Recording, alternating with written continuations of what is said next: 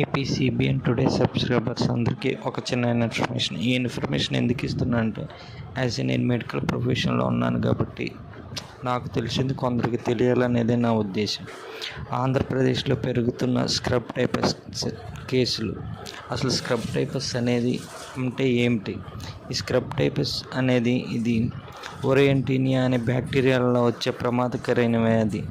ఈ చిగ్గర్ మిట్స్ అనే చిన్న పురుగులు కుడితే మన శరీరంలోకి సంక్రమిస్తుంది. ఆ పురుగు అనేది మీకు వీడియోలో చూపిస్తున్నాను చూడండి.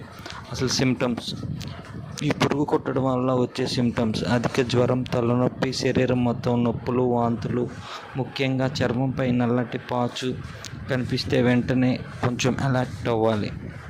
How is the spread? ఇది అసలు ఎలా స్ప్రెడ్ అవుతుంది, ఎక్కడ ఉంటుంది?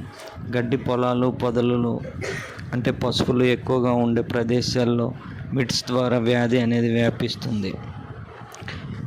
ఈ కేసులు ఎక్కువగా అలాంటి ప్రదేశాల్లో ఉండటం వల్ల కుట్టిన పురుగు వల్ల మనకి వస్తుంది. ప్రివెన్షన్ మనం తీసుకోవాల్సిన జాగ్రత్త: పొలాలకు వెళ్ళేటప్పుడు full hand shirts and pants వేసుకుని వెళ్ళాలి.